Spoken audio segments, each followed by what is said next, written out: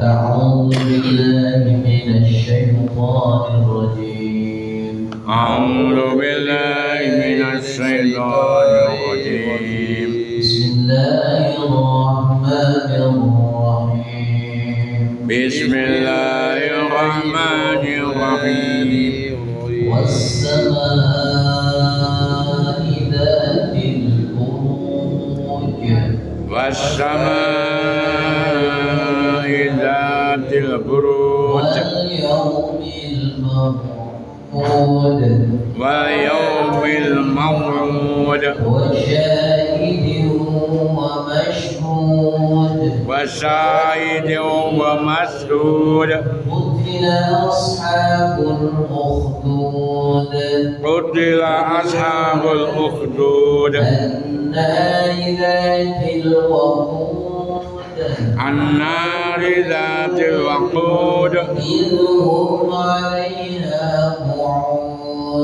إذ هم عليها قعود وهم على ما يفعلون بالمؤمنين شهود وهم على ما يفعلون بالمؤمنين شهود وما نقموا منهم إلا أن يؤمنوا بالله العزيز الحميد وما نقموا منهم إلا أن يؤمنوا بالله العزيز الحميد الذي له ملك السماوات والأرض الذي له ملك السماوات والأرض والله على كل شيء شهيد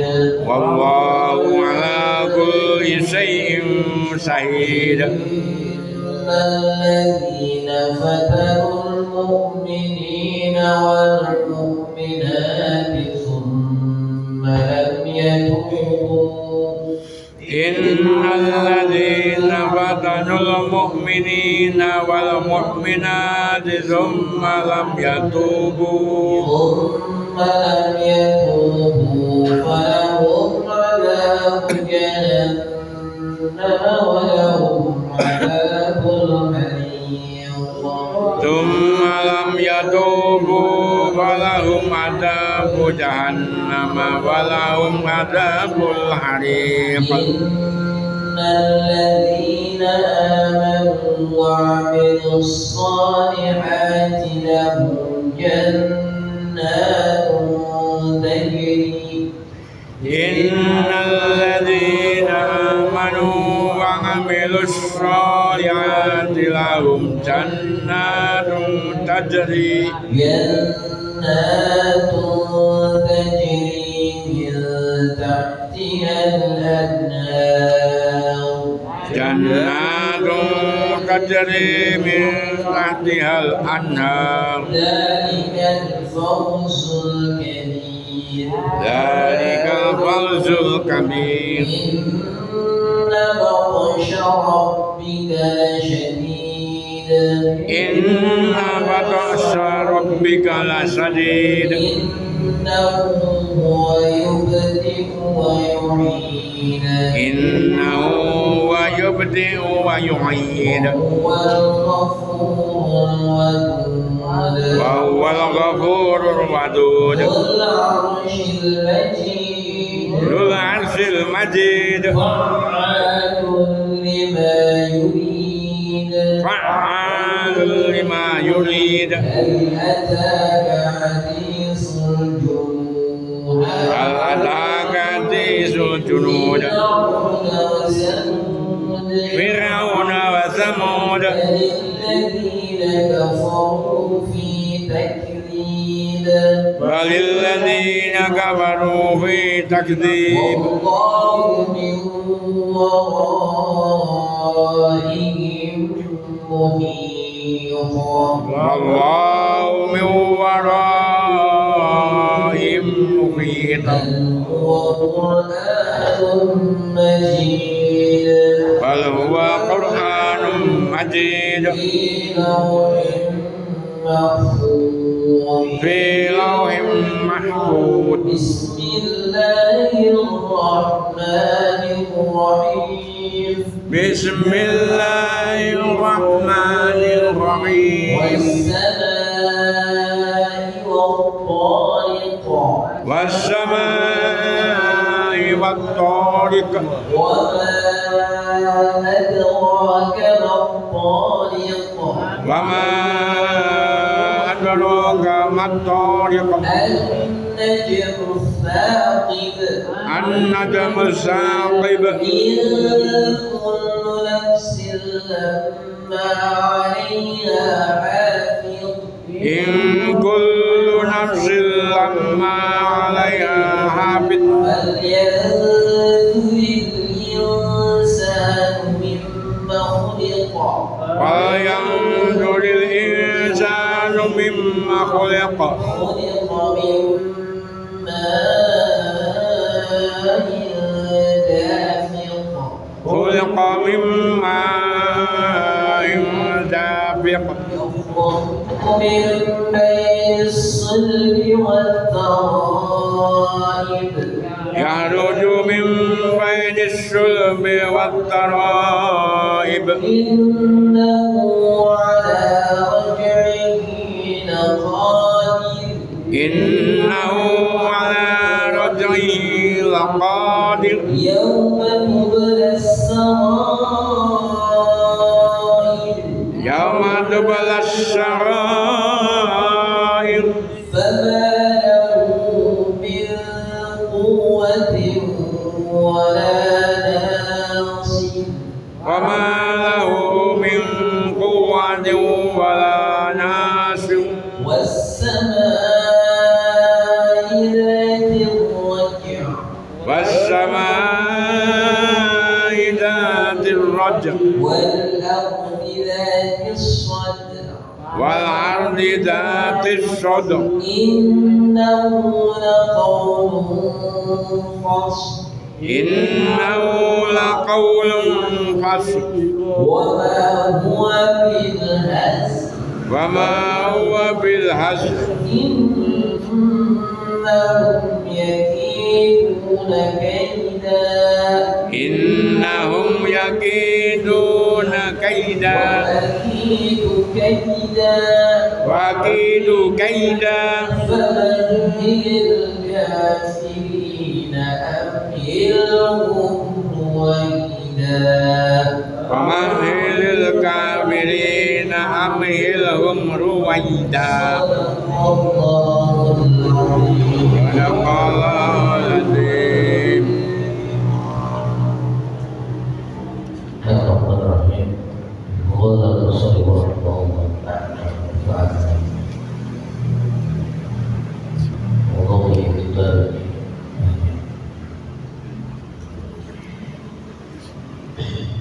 Halaman 89 barisan yang ke-20.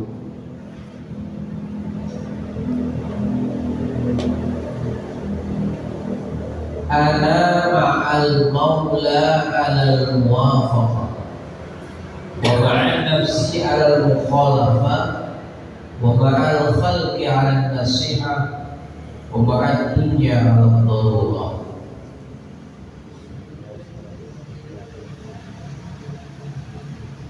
Empat macam tanda bagi hukama. Siapa hukama itu? Orang bijak. Hukama itu adalah orang yang bijak.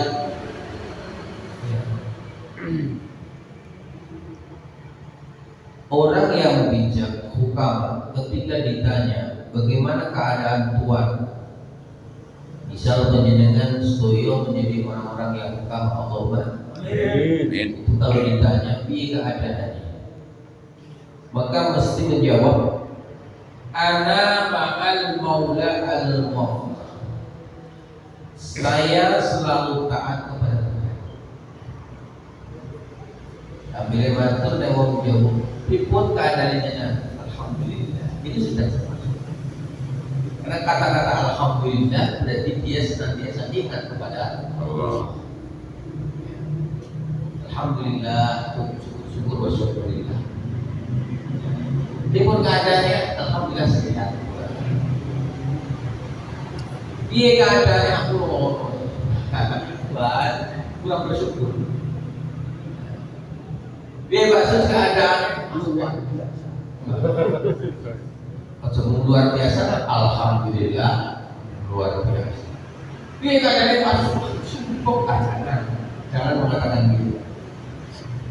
Seberat apapun ujian hidup, maka tidak lepas ingat kepada Allah. Lagi sumpah itu tetap muncul. Jangan diketok-ketok nolong dengan bodoh. Tidak ada manfaatnya. Berharap kita ditolong oleh orang lain malah diguyu. Badi dapat dulu. Dulu bahkan badi. Kalau oke utang. Saya banyak pikiran, banyak utang. Ngono ketemu karo Pak, tetangga punya pil, Pak. Wah, beruang bisa buat di Sungai percuma. Maka orang yang baik, orang yang ingat Allah tetap syukur walau ada masalah. Karena di dunia ini tidak lepas dari masalah. Ya. Maka ketika kita ditanya, jawabannya karena ma'al maula alal muwafaqah, jawab ini saya selalu berdoa kepada Allah. Ini alhamdulillah tenan yang ibadah barang. Ini kabar berarti alhamdulillah ini pokoknya salah tahu. Cuma mengelapisnya saja. Kudu karo menomali ora cepung. Maling sampai maling. Maka orang kecil alhamdulillah ya alhamdulillah ngapusi. Nah, alhamdulillah hanya lambe. Jadi kata-kata saya senantiasa taat kepada Allah, monggo dalam bentuk apapun kita senantiasa ingat oleh nikmat alhamdulillah mulur nopo sih. Ini dengan bulo melihatnya harus mengatakan subhanallah. Ini niku para ulama. Lalu yang kedua, orang ahli hikmah, orang yang dikatakan hukama, wa ma'an nafsi alal mukhalaf, terhadap hawa nafsu selalu menentang baik. Ya apa juga? Hawa nafsu keinginan yang sifatnya kadang-kala menghantui manusia. Aku kudu ini. Maka orang yang bijak maka bisa keren. Bayar semua masalah yang berlaku. Tidak menggebu-gebu, hanya urusan hawa nafsu keinginan. Sekarang senikmat-nikmatnya orang apabila punya keinginan tapi bisa dilarang dengan diri kita. Nah, yang kesempat yang jatah kesamanya yang bisa syukuri baik. Mohon lapis. Jangan menggebu-gebu saya harus punya ini, saya harus begini, saya harus begini. Mentarget diri sendiri, padahal semua adalah dalam kendali Allah Subhanahu Wa Taala. Berarti mentarget mendikte Allah Subhanahu Wa Taala. Insya Allah didikte tidak bisa. Kita belajar mensyukuri yang ada saja. Sing belum ada Rasulullah pikir-pikir, ini Pak. Baca saja. Yang belum ada, bolehlah kita punya rencana, tapi jangan harus saya memiliki harus. Jadi motivasi gitu. Ya, lain kalau motivasi, tapi jangan kemudian menjadikan motivasi itu lalu kebablasan. Sehingga kalau orang mentarget sesuatu, kemudian pada akhirnya tidak tercapai, akhirnya kecewa, banyak kecewa. Kalau tidak imannya nggak kuat, putus asa, ngapain? Apapun. Orang pengen jadi wali kota, pengen jadi DPR, radani, kecewa, stres. Nanti kalau orang asa ini dia, bila saya jadi alhamdulillah. Kalau tidak memang jatahnya berarti nggak jadi. Udah gitu. Lebih-lebih kita lebih luas ke sana. Arab mau jadi opo-opo, makanya alias meninggal dunia. Udah, semua akan sepele. Ya enggak Pak? Makanya guru-guru kita para sepuh ketika orang mengingat mati itu ibadah, ternyata kalau kita rasakan betul. Artinya apa? Ketika kita ingat mati endingnya, ya akhirnya kita akan kembali kepada Allah. Ngapain kita senantiasa terlalu urusan yang sifatnya sementara? Tapi bukan berarti kita melokro. Maksud saya, melokro itu artinya alah, kita itu apa adanya lah. Jangan begitu. Ya kita ambil tengah-tengah, punya keinginan, silakan, itu memang manusia. Tapi keinginan itu bisa direm, yang sehingga kadang-kadang manusia itu ya kalau bisa mengekang hawa nafsunya akan selamat. Tapi kalau tidak, banyak yang terjadi sia-sia. Kalau sudah sia-sia, kemana iman? Kita umur di dunia itu terbatas. Coba, seandainya penjenengan pun melihat yang nyata, orang yang dari awal merangkak urusan duniawi, urusan secara umum, dari tidak memiliki apa-apa sampai memiliki apa-apa, dia akan kemudian ditinggal semua. Betul kan? Hanya satu yang dibawa, tidak saja. Tapi mengarahkan tujuan ke situ, angel. Belajar kalau kita tidak dihayati sendiri, susah. Untuk saat ini menurut saya ya kita nggak apa namanya istilahnya nggak mengingkari kalau bisa di dunia ya hasanah. Artinya hasanah itu sesuai dengan apa yang kita harapkan dan keinginan apa yang ada di dunia tercapai. Hasanah dunia. Ya. Tapi kita dijanjikan oleh Allah ada hasanah yang kedua. Hasanah di mana? Akhirat. Kamu kok ya. Allah Subhanahu wa taala berfirman dalam ayat Al-Qur'an tidak cuma satu kali, dua kali. Wal akhiratu khairu wa abqa. Wal akhiratu khairu li khairu liman ittaqa. Jadi akhirat itu hasanahnya, kebaikannya lebih daripada dunia. Ini bagi yang iman. Bagi yang iman itu masuk. Kalau yang gak iman, ayo nang dunia dipol-polke wis mati yo wis jadi tanah. Udah lepas. Tidak apa. Itu bagi yang kurang imannya. Tapi bagi yang iman ya berarti kalaupun kita di dunia ya tidak memiliki apa-apa yang lebih, yang penting kita happy, hasanah, senang ya. Maka yang disebut orang kaya bukan hinal mal, sugih materi, tapi hina nafsi, sugih rasa daya. Ini yang kita harapkan. Kalau berpikir jauh kepada baginda Rasul, Kanjeng Rasul karena tahu betapa beratnya ketika nanti orang Muslim mukmin pindah dari alam dunia ke alam akhirat, di saat membawa amanah banyak dari Allah tetapi tidak bisa menjaganya, akan ditanya apa benar. Nah kalau melihat itu lagi, alhamdulillah aku mau ngene. Punya keinginan nafsu, bisa contoh, saya pengen istri 1, 2, 3, 4 misalnya pada saya ini contoh saja. Nafsunya begitu, ya Pak Sos, nafsu yang umum manusia. Tapi apakah ketika itu punya rasa, punya itu teringat apa tidak ke depan? Satu saja pertanggung jawabannya berat, apalagi 2, 3, 4. Kalau tidak bisa melaksanakan amanah itu. Ini bukan berarti terus nyuwun sewu. Paling penak udah duit yo, enggak jelas begitu. Ya kan?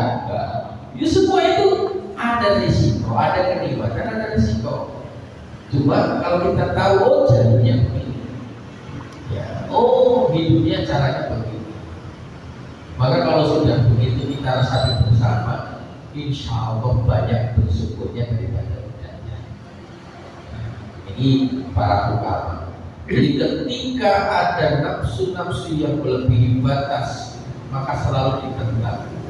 Dan nafsu itu tidak dibunuh, tidak dihilangkan, tapi direm, dikekang. Maka kita oleh Allah Subhanahu wa Ta'ala dikasih akal dan hati. Gunanya apa? Untuk tegas dan keren. Satu ketika kita gas, ibarat sepeda motor, mobil, ban, tapi satu ketika harus kita rem. Ojo ngegas itu rata-rata ya bablas. Begitu pula nek rem terus yang terjadi di dunia kadang kala orang ngegas terus, akhirnya rem belum. Yang gas terus sudah belum usah. Yang terjadi tidak yang terjadi akan menjadikan madorot, kemelaratan, kesusahan tidak untuk diri sendiri saja, tapi juga untuk sekitarnya. Ini kalau sudah belum, jangan ada belum sepeda atau mobil yang belum, otomatis yang lain itu salah. Nah, remnya kulit dengan ibneko Quran hadis Ismailiyah bersama para ulama, para soleh itu rem. Salah Pak. Jadi loh, aku tentang kesadaran dan ulama kali amal rakan tentu. Kalau tidak dikotori amal kita tidak sampai kepada kamu Muhammad. Ada benarnya ada. Artinya yang ada dalam bicara itu ada benarnya, tapi melihat sisi pembicaraannya. Ketika dia mengatakan thariqah itu penting, memang thariqah itu biar nyambung. Tapi kalau dilihat dari definisi arti thariqah itu tidak sekedar thariqah yang di WA. Mungkin sih dimaksud Pak Kayun itu saudaranya, temannya itu sudah WA thariqah. Salah satu thariqah ada yang mungkin Naksabandi, ada thariqah Qadiriyah. Tapi thariqah yang lain ada. Salah satunya thariqah ngaji. Thariqah itu sebuah jalan menuju Allah dengan berbagai cara. Ulama kita zaman sepuh jangan lepas dari guru supaya thariqahnya tidak lepas. Lakukan orang dewe betul.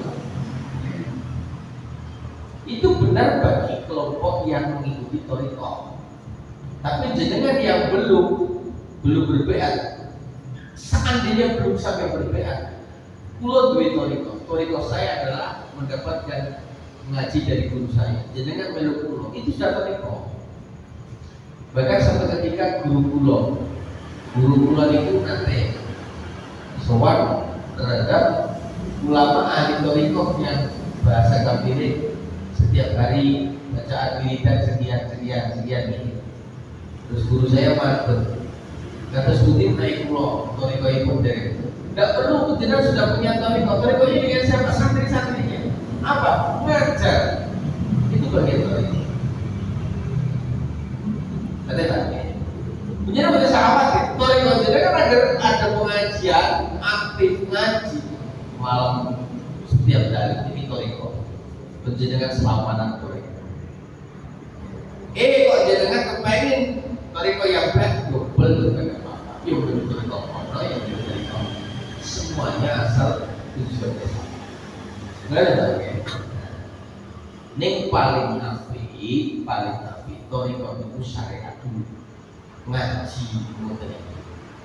Kadang-kala ada yang mengikuti thariqah tapi dari ngerti syariat. Syariat itu maksudnya ngajinya itu dari ngaji. Mau Quran mau thariqah.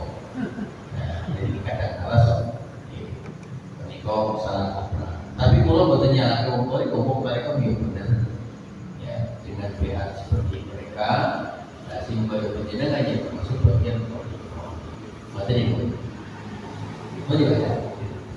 Wa ma'al khalqi 'ala nasihat terhadap makhluk selalu memberi nasihat. Ya, dengan lo berusaha ketemu konco, berilah nasihat.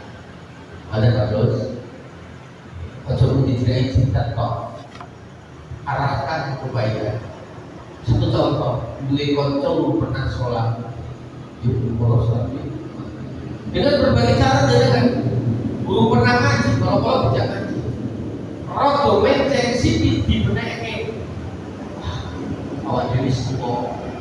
Kok tak naik motor ngeleng kayu berarti itu kita masuk nasihat. Jadi nasihat itu tidak harus koyo ceramah dimulai dari alhamdulillah koyo orang kali ngomong di mana ora kudu ngono nek ora kocok kalau legaan tadi iki ngomong sesuatu tak perlu yo kalau wah aku bisa ini nasihat. Karena kocok-kocok sing sira do piye, sing sira to seneng bangsa kemaksiatan. Yo dewe wis tuwa. Dewe wis tuwa ki bakal terpindah. Nah, dengan bahasa hukum apapun asal ya intinya kebaikan itu nasihat.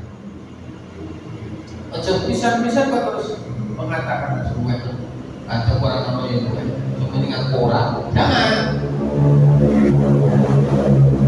Orang yang bijak, ahli agama itu suka memberikan nasihat.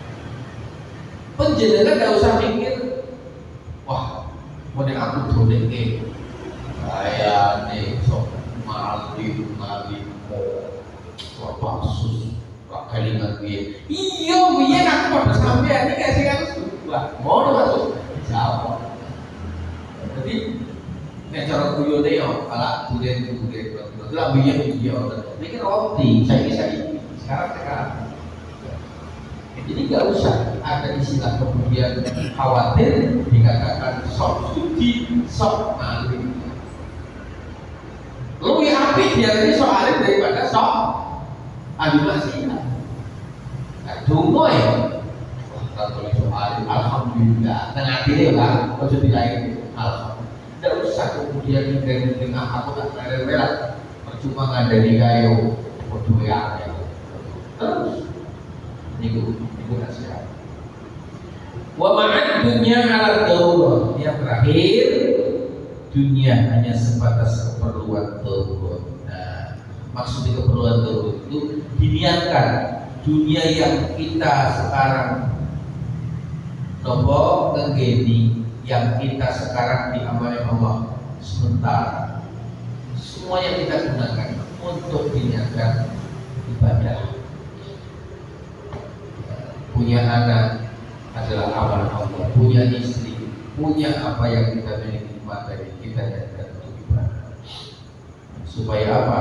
Supaya dianggap dunia itu sekedar tujuan, tidak sampai berhubung. Walaupun dalam Al-Quran yang 3B alhamdulillah takasur, karakteristik manusia memang dicetak nek dulu mati hanya rata-rata takasur. Apa itu takasur? Pengen numpuk. Berapa? Iya, takasur itu bermakna kamu menumpuk-numpuk sudah punya, pengen punya ini, itu memang manusia karakternya. Hatta zulmul maqabir ya, akan terjadi tatkala sudah tutup tanah ya keempat orang sebagai apa malah dikatakan dalam keterangan lain kalau sudah terakhir nafas kita tenggorokan itu sudah pengen apa nggak ingat pengen tutup. Inilah mudah-mudahan kawan macam ini termasuk bagian daripada amalan dunia dengan sendiri. Subhanallah wa bihamdihi, asyhadu an la ilaha illa anta, astaghfiruka wa atubu ilaik. Assalamualaikum.